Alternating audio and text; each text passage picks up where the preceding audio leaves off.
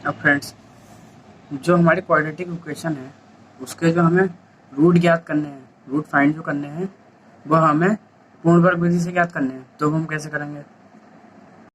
जैसे हमारे पास ये क्वाड्रेटिक इक्वेशन है, तो इसमें जिस वेरिएबल की पावर सबसे बड़ी है तो उसके आगे जो संख्या है अगर वो 1 है तो हम सिंपल ही कर लेंगे, स्टेप 2 पे आ जाएंगे डायरेक्ट। और अगर 1 नहीं है तो हमें स्टेप 1 पहले फॉलो करना पड़ेगा, या फिर अगर 1 भी है तो आप 1 से पूरी इक्वेशन में डिवाइड कर सकते हैं। तो हमारा स्टेप 1 क्या है कि जो भी क्वाड्रेटिक इक्वेशन की एक्स स्क्वायर हो या फिर वाई स्क्वायर हो, उसके आगे जो संख्या है वो 1 के अलावा कुछ और संख्या है, कुछ भी कोई भी संख्या हो, चाहे वो पी अपॉन क्यू के रूप में हो, चाहे वो नॉर्मल संख्या हो, तो उससे हमें पहले पूरी क्वाड्रेटिक इक्वेशन को भाग देना है। तो जब हम भाग करेंगे केवल उस संख्या से, इसी प्रकार ये यहाँ पे भी, इसी तरह यहाँ पे भी, और 0 के अपॉन में हम 5 करेंगे तो भी 0 ही आएगा। ये आ गया। अब जो जो कट रहा है उसे काट देंगे, तो हमारे पास क्या बचा? X square minus 6x upon 5 minus 2 upon 5 equal to 0। अब फ्रेंड स्टेप 2 जो है, स्टेप 2 इसमें क्या करना है? जैसे हमारे पास कोई क्वाड्रेटिक इक्वेशन ये होती है ज़्यादातर generally, plus b x plus c equal to 0, तो उसमें जो ये जिसकी पावर 1 है, जिस वेरिएबल की पावर 1 है, उसके अपॉन में हम 2 लिख देंगे, या फिर 1 अपॉन 2 से उसको मल्टीप्लाई कर देंगे।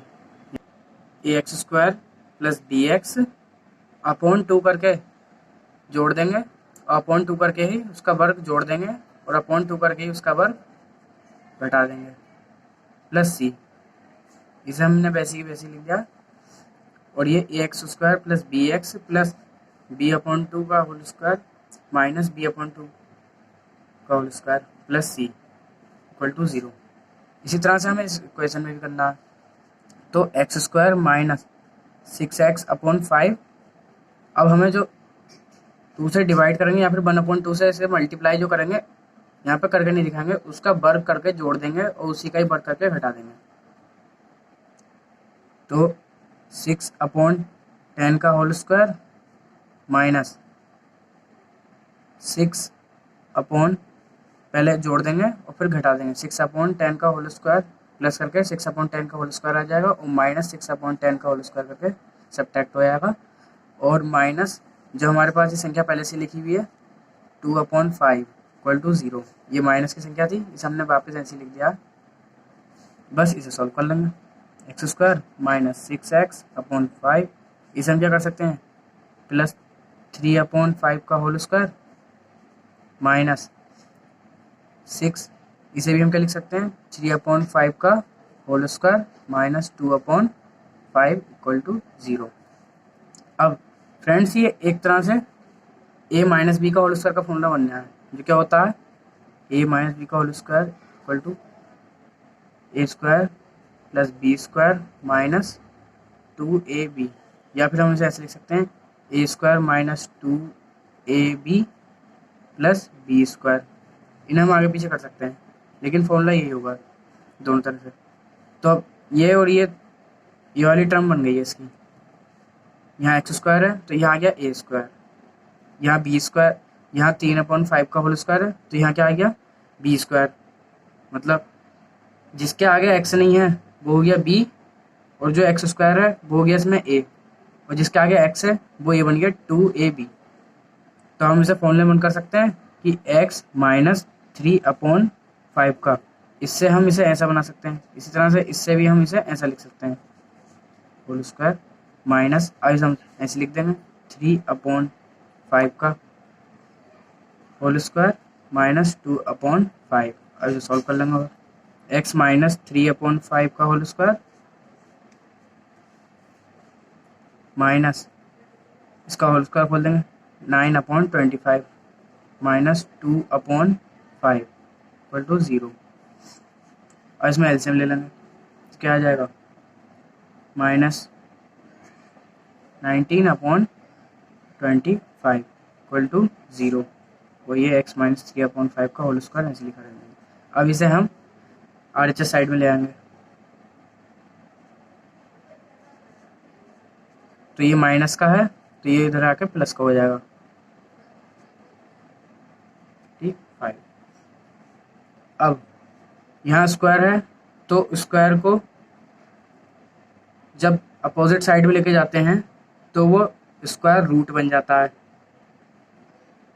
और इसी तरह से स्क्वायर रूट को हम उसकी अपोजिट साइड पे लेके जाएंगे, यानी कि ये LHS में है स्क्वायर तो इसे हम RHS में लेके जाएंगे तो ये अंडर रूट बन जाएगा, और अगर इधर अंडर रूट है उसे दूसरी साइड में लाएंगे तो वो स्क्वायर रूट बन जाएगा, तो वो स्क्वायर बन जाएगा। और हम इसे सॉल्व कर लेंगे, -3/5 इक्वल टू अंडर रूट 19/25। अब हम इसे लिख सकते हैं कि x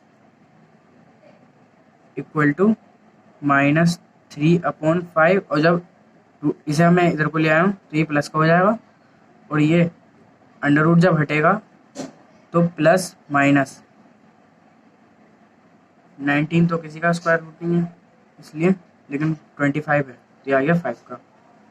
अब इसे हम दो तरह से लिख सकते हैं कि इसे इधर लिख देता हूँ, x ये दो चिन्ह आ रहा है प्लस और माइनस, जब भी हम रूट हटाते हैं तो प्लस और माइनस लगता है, भले इसमें रूट ऊपर है लेकिन नीचे वाला रूट हट चुका है इसलिए प्लस माइनस आ गया।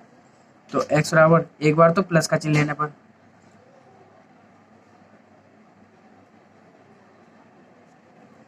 तो क्या आ जाएगा 3/5 प्लस अंडर रूट 19/5, तो क्या आ गया 3 प्लस अंडर रूट 19/5। इसी तरह से माइनस का चिन्ह लेने पर,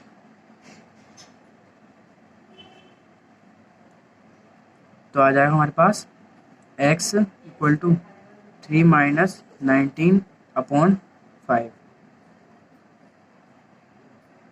अब फ्रेंड्स इस मेथड की कुछ शर्तें होती हैं जो लिमिटेड केस एनालिसिस होते हैं LCA, मतलब इसकी मेथड की कुछ शर्तें होती हैं। जब जैसे हमारे पास ये क्वाड्रेटिक इक्वेशन इस तरह से है तो b² - 4ac या तो इक्वल देन 0 हो, या फिर b² - 4ac ग्रेटर देन 0 हो। इसे हम दोनों को एक जगह कैसे करके लिख सकते हैं, b² - 4ac इक्वल देन और ग्रेटर देन 0, तभी ये मेथड अप्लाई होगा। यानी कि जैसे कि ये क्वेश्चन है, इसका हम b² - 4ac निकाल के देखते हैं। मैं ऊपर निकाल लेता हूँ, इसे 5x² - 6x - 2 इक्वल टू 0 है। इसका कंपैरिजन में ax² plus bx plus c equal to 0 से कर दूंगा, तो a बराबर आ जाएगा 5 और b बराबर आ जाएगा -6 क्योंकि माइनस का चिन्ह आ गया, और c बराबर आ जाएगा -2 क्योंकि 2 के आगे माइनस का चिन्ह है। अब b² - 4ac का मतलब क्या हो गया, b का मान रख दें तो b² - 4ac ये फॉर्मूला होता है जिसे हम क्वाड्रेटिक इक्वेशन का फॉर्मूले में अप्लाई होता है ये। तो b की जगह हम रख देंगे -6 का होल स्क्वायर करेंगे तो क्या आ जाएगा 36, वो भी प्लस का।